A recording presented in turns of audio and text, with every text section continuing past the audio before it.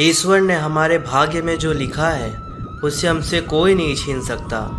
लेकिन अगर हमें अपने ईश्वर पर सच्चा भरोसा है तो हमें वो भी मिल सकता है जो हमारे भाग्य में नहीं लिखा होता। इंसान का मुश्किल वक्त उसके लिए एक दर्पण की तरह होता है जो हमारी क्षमताओं का दर्शन हमें करवाता है।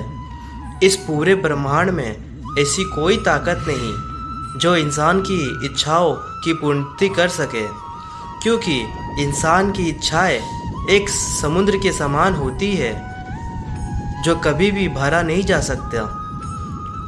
अगर कोई मनुष्य हमारे साथ बुरा कर रहा है तो उसे करने दो, यह उसका कर्म है और समय उसके कर्म का फल उसे ज़रूर देगा।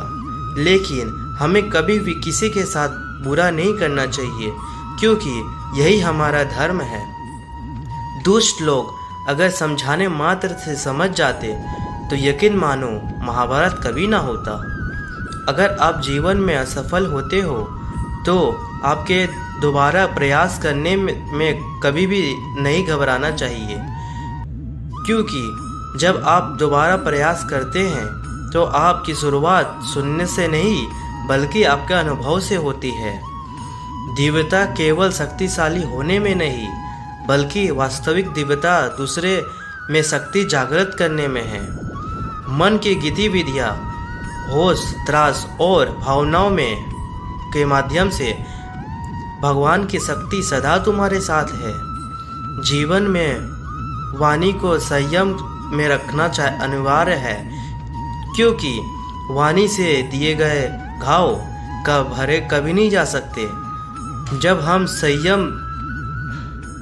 स्वयं जीवन के शिल्पकार हैं तो चलो हम अपने मुश्किलों को हराते हैं, जीवन में मुस्कुराते हैं। एक बार माफ़ करके अच्छे बन जाओ, पर दोबारा उसी इंसान पर भरोसा करके बेवकूफ़ ना बनो। श्री कृष्ण कहते हैं, जीवन में आधे दुख इस वजह से आते हैं क्योंकि हमने उनसे आशाएं रखी जिनसे हमें नहीं रखनी चाहिए। अपने जीवन में कभी भी ना किसी को आनंद में वचन दे, ना क्रोध में उत्तर दे और ना ही दुख में कभी निर्णय ले। जिंदगी में सब कुछ खत्म होने जैसा कुछ नहीं, हमेशा एक नई शुरुआत हमारा इंतजार कर रही होती है। लोग कहते हैं अपनों के आगे झुक जाना चाहिए, किंतु सच बात तो यह है जो अपने होते हैं वह कभी झुकने नहीं देते। हमेशा छोटी छोटी गलतियां से बचने की कोशिश किया करो, क्योंकि इंसान पहाड़ों से नहीं पत्थरों से ठोकर खाता है। अपनी पीड़ा के लिए संसार को दोष मत दो, अपने मन को समझाओ। तुम्हारा मन का परिवर्तन ही तुम्हारा दुखों का अंत है। बीता हुआ कल जीवन को समझाने के लिए एक अच्छा मौका है और आने वाला कल जीवन के जीने का एक दूसरा मौका।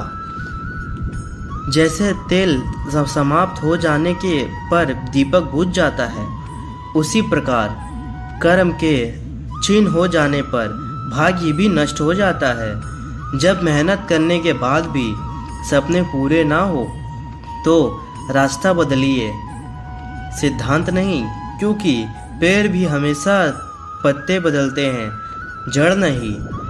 समय कभी भी किसी के लिए नहीं रुकता। आज यदि बुरा चल रहा है तो कल अवश्य अच्छा आएगा। आप केवल निस्वार्थ भाव से कर्म कीजिए और वही आपके हाथ में है। जय श्री कृष्ण। राधे राधे।